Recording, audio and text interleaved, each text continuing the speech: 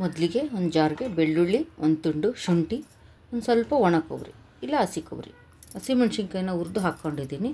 ಹಾಗೆ ಒಂದು ಹಿಡಿಯುವಷ್ಟು ಪುದೀನಾನ ಸ್ವಲ್ಪ ಎಣ್ಣೆಲಿ ಬಾಡಿಸ್ಕೊಂಡು ಅದಕ್ಕೆ ಹಾಕಿದ್ದೀನಿ. ಕೊತ್ತಂಬರಿ, ಕರಿಬೇವು. ಆನಂತರ ಕುಕ್ಕರ್ಗೆ ಒಂದೆರಡು ಸ್ಪೂನು ಎಣ್ಣೆ ಹಾಕಿ ಸಾಸಿವೆ ಜೀರಿಗೆ ಹಾಕಿ ಒಂದು ದೊಡ್ಡ ಗಡ್ಡೆ ಈರುಳ್ಳಿ ಕಟ್ ಮಾಡಿ ಇಟ್ಕೊಂಡಿದ್ದೀನಿ. ಆ ಈರುಳ್ಳಿ ಹಾಕಿಬಿಟ್ಟು ಚೆನ್ನಾಗಿ ಫ್ರೈ ಮಾಡ್ಕೋಬೇಕು. ಆ ಈರುಳ್ಳಿ ಫ್ರೈ ಮಾಡ್ಕೊಂಡಾದ್ಮೇಲೆ ಆಮೇಲೆ ಫ್ರೋಜನ್ ಬಟಾಣಿನೋ ಅಥವಾ ಕಡಲೆ ಬೀಜ ನಿಮ್ಮಲ್ಲಿ ಏನಿರುತ್ತೋ ಅದನ್ನ ಹಾಕ್ಕೊಳ್ಳಿ. ನಂತರ ಬಟಾಣಿ ಇದೆ, ಬಟಾಣಿ ಹಾಕ್ತೀನಿ. ಆನಂತರ ಉಪ್ಪು, ನಮಗೆ ರುಚಿಗೆ ತಕ್ಕಷ್ಟು ಸ್ವಲ್ಪ ಗರಂ ಮಸಾಲ, ಆಮೇಲೆ ಧನಿಯಾ ಪುಡಿ.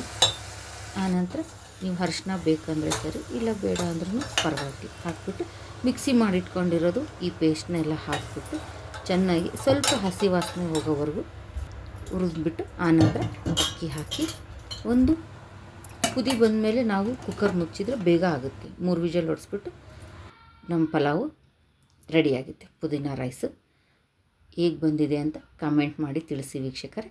ಈ ವಿಡಿಯೋನ ನೋಡಿದ್ದಕ್ಕೆ ಧನ್ಯವಾದಗಳು.